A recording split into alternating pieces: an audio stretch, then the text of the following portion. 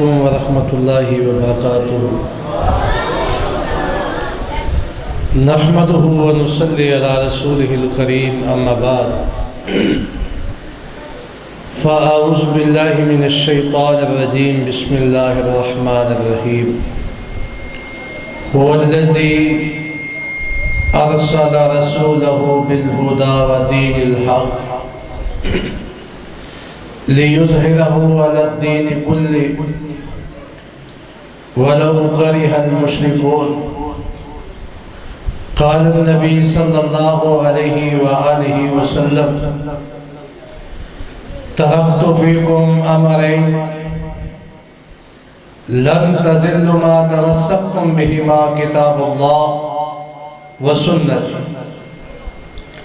حمد و ثنا اللہ سبحانہ و تعالیٰ کی بابرکت مقدس متخص ذات کے لیے، درود و سلام امام کائنات سید الانبیاء جناب محمد رسول اللہ صلی اللہ علیہ وآلہ وسلم کی ذات اقدس پر کہ جس ہستی مقدس نے دین اسلام کو ہم تک پہنچایا ہی نہیں بلکہ پہنچانے کا پورا حق ادا کر دیا۔ معزز علماء کرام، حاضرین و ناظرین اور میری معززات مکرمات اسلامی روحانی ماں و بہنوں، اللہ تعالیٰ نے اپنے پیغمبر جناب محمد رسول اللہ صلی اللہ علیہ وآلہ وسلم کے ذریعے دین اسلام کو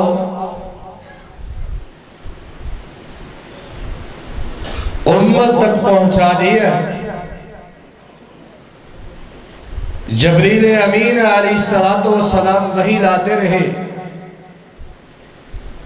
محبوب علیہ السلام لوگوں کے سامنے اللہ کی وحی کا تذکرہ کرتے رہے، احکام و مسائل آئے۔ المختصر یہ کہ جو قرآن مجید فرقان حمید آج میرے اور آپ کے پاس موجود ہے، یہ سینوں میں محفوظ ہے، یہ کوئی ناول نہیں ہے میرے بھائیوں، یہ کوئی ڈائجسٹ نہیں ہے، یہ کوئی کہانی نہیں ہے، یہ آسمان والے رب کا کلام ہے، یہ منزل من اللہ ہے، اور اللہ سبحانہ و تعالی نے اس قرآن مجید فرقان حمید کو محمد عربی صلی اللہ علیہ وآلہ وسلم کے قلب اطہر کے اوپر نازل کر کے قیامت تک آنے والے لوگوں کے لیے رہنمائی کا ذریعہ بنا دیا، ہدایت کا ذریعہ بنا دیا۔ اب جو بھی رہنمائی لینا چاہتا ہے اس کے لیے دو راستے ہیں، دو چیزیں ہیں، یا وہ رہنمائی اللہ کے قرآن سے لے گا یا محمد عربی صلی اللہ علیہ وآلہ وسلم کے فرمان سے لے گا۔ کوئی تیسرا راستہ اہل حدیثوں کوئی تیسرا راستہ نہیں ہے۔ اور میرے محبوب پیغمبر جناب محمد رسول اللہ صلی اللہ علیہ وآلہ وسلم کے پاس جبریل امین آسمان سے وحی لے کے آئے۔ وحی کے الفاظ کیا ہے؟ هو الذی ارسل رسولہ بالہدی ودین الحق۔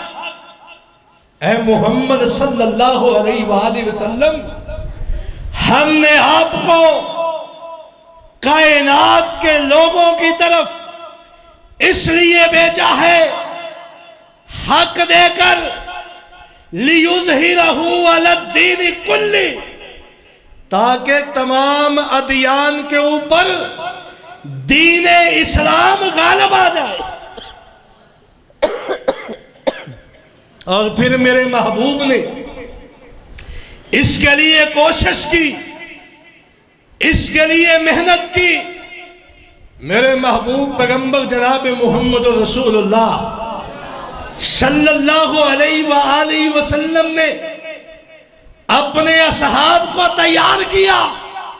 پھر ذرا سنیے، جنہوں نے میرے محبوب پیغمبر جناب محمد رسول اللہ کا دامن تھاما، جنہوں نے رسول اللہ علیہ السلام کے نقش قدم پہ اپنی زندگی کو گزارا، آج بھی اللہ کا قرآن ان کے لیے کہہ رہا ہے رضی اللہ عنہم ورضوا عنہ۔ اور جنہوں نے اپنی زندگی کو اسلام کے مطابق گزارا، میرے محبوب پیغمبر علیہ السلام کی سنت کے مطابق گزارا، اور اپنی زندگی کے اندر اپنی تمام تر توانائیوں کو انہوں نے اسلام کی آبیاری کے لیے، شجر اسلام کی آبیاری کے لیے اور اسلام کے علم کو بلند کرنے کے لیے اپنی زندگیاں گزار دی، کھپا دی۔ اللہ کی قسم ہے، آج بھی تاریخ کو اٹھا کے دیکھیے، انہیں ابو بکر صدیق کہا جاتا ہے، انہیں فاروق اعظم کہا جاتا ہے، انہیں سیدنا عثمان غنی کہا جاتا ہے، انہیں سیدنا علی رضی اللہ تعالیٰ عنہ کہا جاتا ہے۔ اصحاب رسول کے دور سے شروع ہو جائیے، آخری حد تک چلے آئیے، آج کے دور سے تھوڑا سا پیچھے چلیے، جنہوں نے اسلام کے علم کو بلند کیا، تاریخ ان کو محمد بن قاسم کے نام سے یاد کرتی ہے، تاریخ ان کو نور الدین زنگی کے نام سے یاد کرتی ہے، تاریخ ان کو صلاح الدین ایوبی کے نام سے یاد کرتی ہے۔ کیوں؟ اس لیے کہ انہوں نے اللہ کے ساتھ یہ وعدہ کیا تھا، یا اللہ تیرا محبوب دنیا سے جا چکا ہے، جو دین وہ ہم تک پہنچا کے گیا ہے، اس دین کو ہم پوری دنیا کے اندر غالب کر کے چھوڑیں گے۔ کیوں بھی؟ آپ کا بھی ارادہ ہے یا نہیں ہے؟ دین اسلام کو غالب کرنے کے لیے آپ تیار ہیں؟ تو سنیے، اگر آپ دین اسلام کو پوری دنیا کے اوپر غالب کرنا چاہتے ہیں، آخری بات ہے، آخری جملے ہیں، جس دین کو آپ دنیا کے کونے کونے میں لانا چاہتے ہیں، جس اسلام کے علم کو آپ دنیا کے کونے میں اونچا کرنا چاہتے ہیں، بلند کرنا چاہتے ہیں، کفر کے ایوانوں میں اسلام کے علم کو گاڑنا چاہتے ہیں، آئیے میرے بھائیوں، اس دین کو، اس اسلام کو ہم اپنی ذات پہ نافذ کریں، ہم اپنے گھر میں نافذ کریں، ہم اپنی گلی محلے میں نافذ کرنے کی کوشش کریں۔ کچھ نہیں کر سکتے تو ہم اپنی ذات کے اوپر ہی نافذ کر لیں۔ اور اس کے لیے میں آپ کو یہ دعوت دیتا ہوں کہ آپ اہل حدیث یوتھ فورس کے دستے بازو بنے۔